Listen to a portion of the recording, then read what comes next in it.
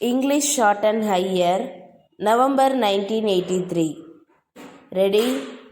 Start.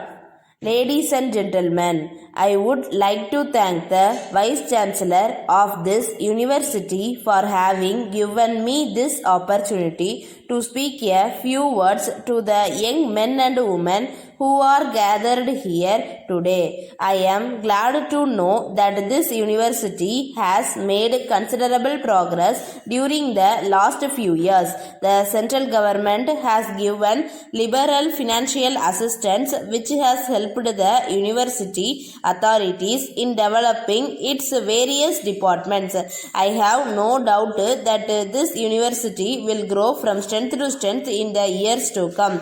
I wish to congratulate my young friends who have received their degrees and diplomas today. It is no doubt true that this will be a turning point in your life. It is also true that every one of you will be anxious to get a suitable job which is essential for finding a means to live. I would like to point out in this connection that this government is very keen to see that adequate employment opportunities are created in our country to give suitable jobs to our educated young men and women. You will be happy to know that the fourth 5-year plan, for instance, envisages altogether about 20 million jobs.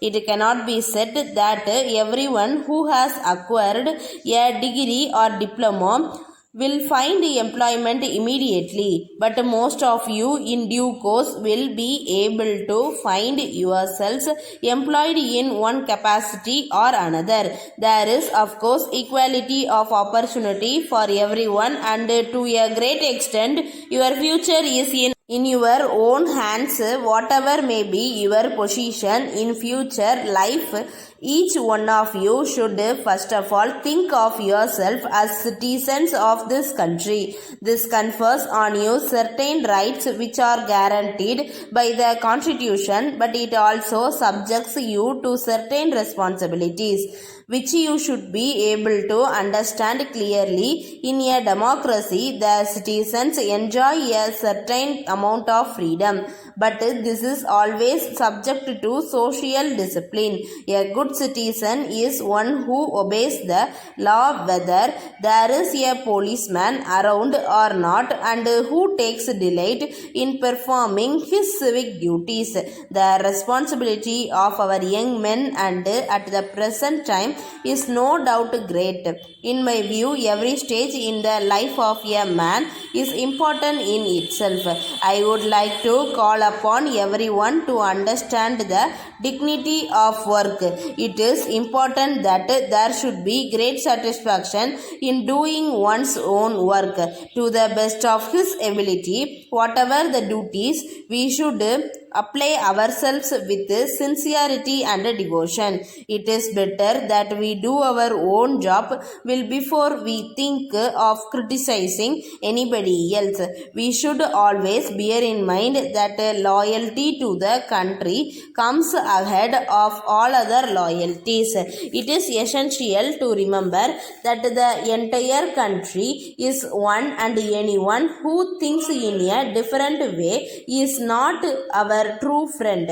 I would like to appeal to young men and women to prepare themselves in a disciplined and determined manner for the responsibilities of tomorrow. It should be remembered in this connection that a democratic country can be sustained not by the greatness of a few but by the cooperative efforts of the many. There is no doubt that the future of the country is in your hands. It is necessary, therefore, that should be well equipped as individuals and citizens.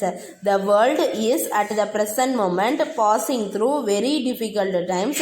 In fact, it would not be wrong to say that the people are now facing difficult problems. Letter dated 25th October 1982 from the sales manager Messrs. Raman and Company, New Delhi, to the manager Messrs. Thomas and Company, Bombay. Dear Sir, in reply to your letter of the 26th instant, we wish to inform you as follows. We have thoroughly considered the terms and conditions offered by you in your letter and we accept them. We are appointing you as our sole agent in Bombay for a period of 1 year from the buyers and from Bombay.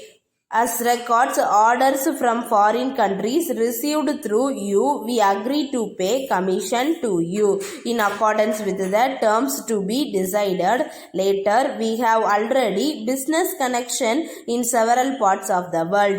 It is not therefore possible for us to give you the sole representation in this record. We also agree to give you the customers discount of 5% on all ordinary sales. Further, we are agreeable to a 2.5 sales. Further, we are agreeable to a 2.5% commission on account sales. For this purpose, you have to render us account of all sales made for us up to and including the 25th of each month and send us the amount of such sales less commission on the first of the next month. We await your confirmation in this record. Thanking you. Yours faithfully. Stop.